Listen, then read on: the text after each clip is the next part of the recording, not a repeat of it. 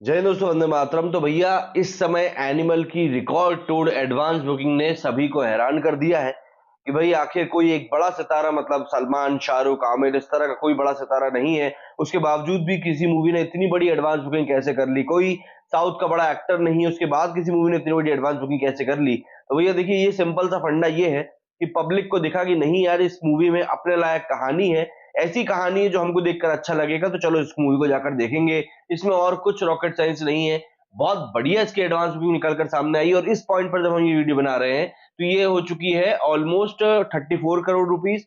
सिर्फ जवान की एडवांस बुकिंग से अब ये पीछे है, जिसकी एडवांस बुकिंग 40.75 करोड़ की हुई थी। और ये एक बहुत बढ़िया नंबर है, बहुत बेहतरीन नंबर है, और ऐसा नंबर है जो कि मेरे हिसाब से आने वाले समय में काफी लोगों को ये बताएगा कि भैया अगर आप चाहें तो एक सही मूवी बना सकते हैं। अगर हम बात करें opening day advance booking sales के बारे में, तो भैया ऑल इंडिया में जो हुआ है इसका करीब करीब 33.97 करोड़ का। हिंदी में इसके टिकट्स बिके हैं 29.26 करोड़ के। तेलुगु में बिके हैं 4.53 करोड़ के। आंध्र प्रदेश तेलंगाना में बिके हैं इसके 7.05 करोड़ के।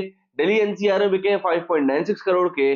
और महाराष्ट्र में बिके हैं 5 करोड़ के। लिटरली इसको सुनामी ही कहा जाएगा और कुछ नहीं कह सकते।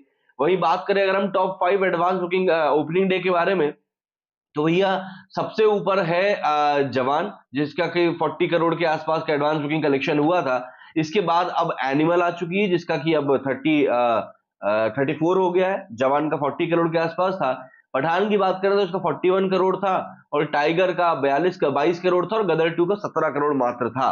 तो यहाँ पर एक अच्छा खासा जो है आंकड़ा जो है इसको मिल गया है।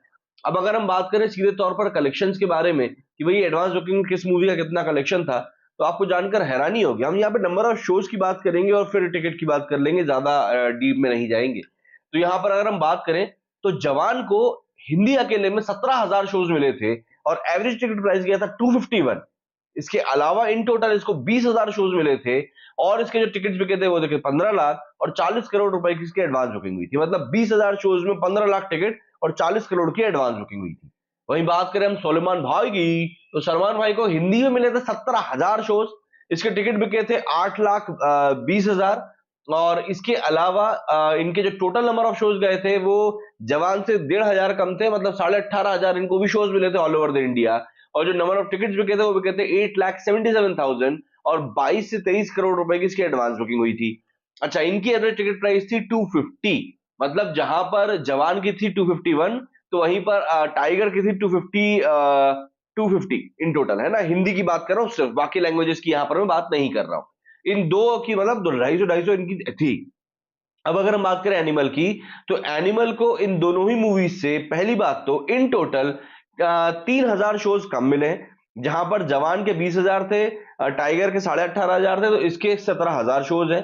बात करें सिर्फ हिंदी की, तो जहां पर टाइगर के शोज थे 17,000, जवान के शोज थे 17,500, तो वहीं पर एनिमल के जो शोज है वो मात्र 14,100 है। लेकिन अब नंबर ऑफ टिकट्स की अगर बात करेंगे, तो नंबर ऑफ टिकट 14,000 शोज में भी हिंदी में इसके 10 लाख टिकट बिक गए हैं। वहीं 17,000 शोज में टाइगर 3 के मात्र 8,20,000 टिकट बिके थे।